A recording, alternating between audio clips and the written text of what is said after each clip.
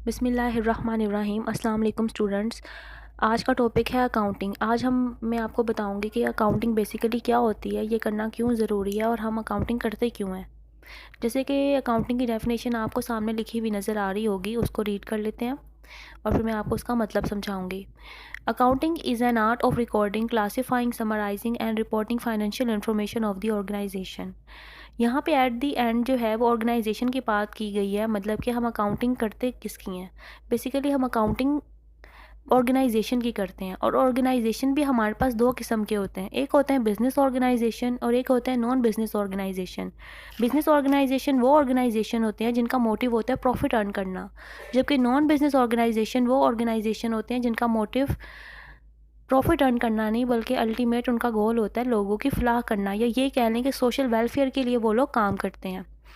तो इसी तरह अगर हम अकाउंटिंग की पहली लाइन देखें तो उसका मतलब है अकाउंटिंग इज़ एन आर्ट, कि अकाउंटिंग एक आर्ट है। बिल्कुल अकाउंटिंग एक आर्ट है, क्योंकि इसमें हम डिफरेंट किस्म के सिस्टम्स को यूज़ करते हैं, टेक्निक्स यूज़ की जाती है, डिफरेंट मेथड है जिनको यूज़ करके अकाउंटिंग की जाती है।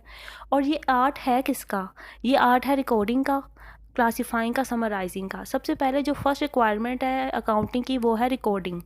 रिकॉर्डिंग का मीन्स मतलब होता है कि अपने पास सेव कर लेना, किसी भी चीज़ को अपने पास सेव कर लेना। जैसे कि अगर मैं अब आपको लेक्चर दे रही हूँ तो ये मेरे पास क्या हो रहा है, रिकॉर्ड हो रहा है, ये मेरे पास सेव हो जाएगा। अगर हम इसी तरह कोई एग्जांपल ले लेते हैं कि जैसे कि मैं कोई बिज़नेस रन कर रही हूँ और उसमें जितनी भी बिज़नेस एक्टिविटीज़ होंगी, बिज़नेस ट्रांजैक्शंस होंगी, उसको मैं डेली बेसिस पे क्या करूँगी, अपने पास रिकॉर्ड करूँगी। बिल फर्स्ट सपोज कर लेती हूँ कि मेरा फर्नीचर का बिज़नेस है, मैं फर्नीचर का जो है वो कारोबार करती हूँ। तो फर्नीचर बनाने के लिए मुझे रॉ मटेरियल भी परचेज़ करना पड़ेगा। जो भी मैं रॉ मटेरियल परचेज़ करूँगी उस परचेज़ेस को मैं अपने पास क्या करूँगी, लिख लूँगी। जितने का मैंने परचेज़ेस किए हैं, जिस टाइम पे किया है, उन सब चीज़ों को मैं अपने पास रिकॉर्ड कर लूँगी। जब मैं उसको फर्निश यानी कि फिनिश गुड्स में कन्वर्ट करूँगी रॉ मटेरियल को, तो उसको सेल आउट भी करूँगी। फिर वो चीज़ें भी मैं अपने पास क्या कर लूँगी, रिकॉर्ड कर लूँगी कि मैंने कितनी की सेल की है और मेरी किस टाइम पे कितनी सेल हुई है। इन सब चीज़ों को कहते हैं रिकॉर्डिंग।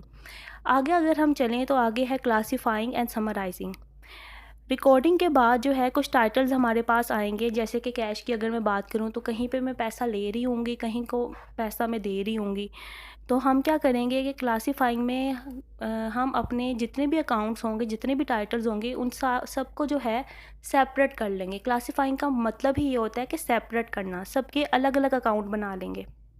मतलब जितनी भी हमने परचेजेस की हैं उनका अलग अकाउंट बना लेंगे, जितना हमने सेल की हैं उनका अलग अकाउंट बना लेंगे।